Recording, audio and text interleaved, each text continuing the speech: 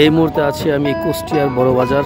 আসলে আমি এখন যাব ঘোড়ারঘাট থেকে শিলাইদহ, তার মানে রবীন্দ্রনাথ ঠাকুরের বাড়িতে যাচ্ছি। তার সেই বড় বাজার ঘাট, এই যে বড় বাজার ঘাট এখানে, আর এখানে কিন্তু সেই শিলাইদহ নৌকাতে যাওয়া লাগে। নদীর ওপারে হচ্ছে ঘোড়ারঘাট। একে একে সবাই নৌকা থেকে নামছে এবং যার যার গন্তব্যস্থলে কিন্তু চলে যাচ্ছে বড় বাজার কুষ্টিয়ার। এখানে প্রধান কিন্তু রাস্তা কিন্তু এইটাই, মানে ঘাট পার হওয়া লাগে।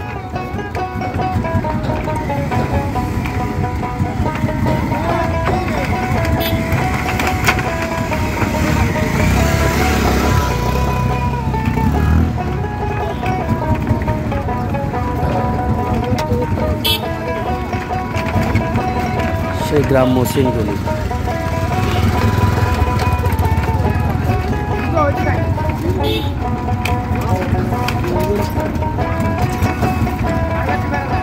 এখানে ভাড়া কিন্তু মাত্র 5 টাকা। এপার থেকে ওপারে যাওয়া ভাড়া মাত্র 5 টাকা, এত সস্তা।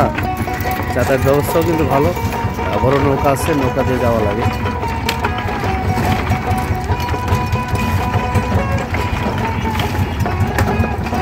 কেউ সাইকেল, কেউ মোটর সাইকেল নিয়ে আসে পারাপারের জন্য। আমিও যাচ্ছি পরে শিলাইদহ যাব, আর রবীন্দ্রনাথ ঠাকুরের বাড়ি যাব।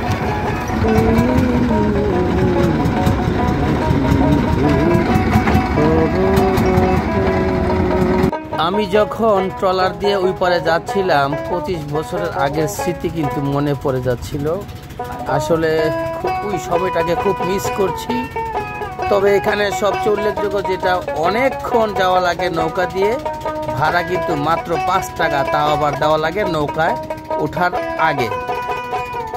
আমরা কিন্তু ঘোড়ারঘাটের প্রায় কাছাকাছি চলে এসেছি। পানির দিকে একটু খেয়াল করে দেখুন, কত স্রোত বয়ে যাচ্ছে এই নদীতে।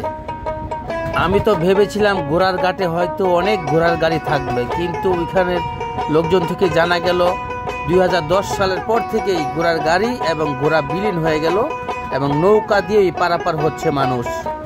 এক সময়ে সকল ব্যবসায়ীরা ঘোড়ার গাড়ি দিয়ে কিন্তু এই নদী পার হতো। তখন নদীটা ছিল খুব ছোট, এখন 2 সাইড দিয়ে ভেঙে ভেঙে অনেক বড় হয়ে গেছে।